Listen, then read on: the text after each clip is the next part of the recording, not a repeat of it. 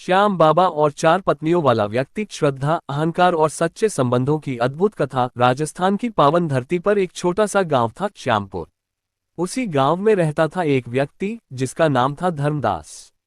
धर्मदास बाहर से बहुत सुखी दिखाई देता था। 4 पत्नियां थीं, बड़ा मकान था, खेती बाड़ी थी, धन दौलत भी थी, लेकिन भीतर से वह बहुत परेशान रहता था।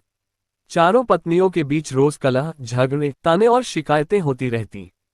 कभी पहली पत्नी नाराज, कभी दूसरी रूठी, कभी तीसरी को शक, तो कभी चौथी को अपमान का दर्द। धर्मदास का मन हमेशा अशांत रहता।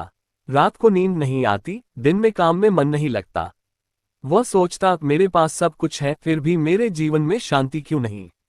पेंसिव फेस दुख का कारण चारों पत्नियां अपने अपने अधिकार और अहम में उलझी थीं। कोई कहती, मैं सबसे पुरानी हूँ, कोई, मैं सबसे सुंदर हूँ, कोई, मैं सबसे समझदार हूँ, तो कोई, मैं सबसे अधिक प्रेम करती हूँ। धर्मदास हर किसी को खुश करने की कोशिश करता, पर अंत में सब नाराज हो जाती। एक दिन कलह इतनी बढ़ गई कि चारों पत्नियां एक साथ चिल्लाने लगीं। धर्मदास सिर पकड़कर बैठ गया और रो पड़ा। उसी समय गांव का एक बुजुर्ग बोला, बेटा, अगर शांति चाहिए तो खाटू चलो, श्याम बाबा के दरबार जाओ। लोकेशन फ्लैग खाटू धाम की यात्रा। धर्मदास ने पहली बार खाटू जाने का निश्चय किया। नंगे पांव, मन में डर, आंखों में आंसू लेकर वह निकल पड़ा। रास्ते में उसे लगा जैसे कोई आवाज कह रही हो, जो छोड़ नहीं सकता, वही दुखी रहता है। खाटू पहुंचकर जब उसने श्याम बाबा के चरणों में सिर रखा, तो उसके आंसू रुकने का नाम नहीं ले रहे थे।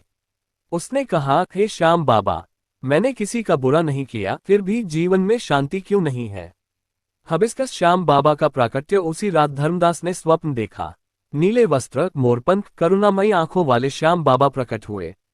बाबा ने मुस्कुराकर पूछा, धर्मदास, तू क्यों परेशान है। धर्मदास ने कहा, बाबा, मेरी 4 पत्नियां हैं, पर मेरा मन कहीं टिकता ही नहीं।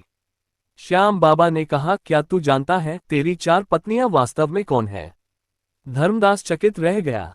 4 पत्नियों का रहस्य। श्याम बाबा बोले, पहली पत्नी शरीर, जिसे तू सबसे अधिक सजाता है, वही शरीर है, पर मृत्यु के समय ये तेरा साथ नहीं देगा।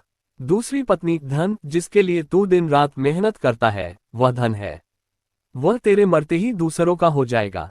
तीसरी पत्नी परिवार, जो सुख दुख में साथ देता दिखता है, पर अंत में केवल शमशान तक आएगा।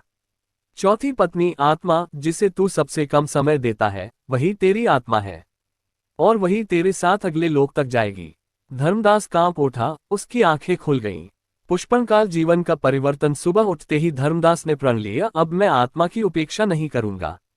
वह रोज श्याम बाबा का नाम जपने लगा, अहंकार छोड़ दिया, घर में सबको सम्मान देने लगा। चारों पत्नियों में भी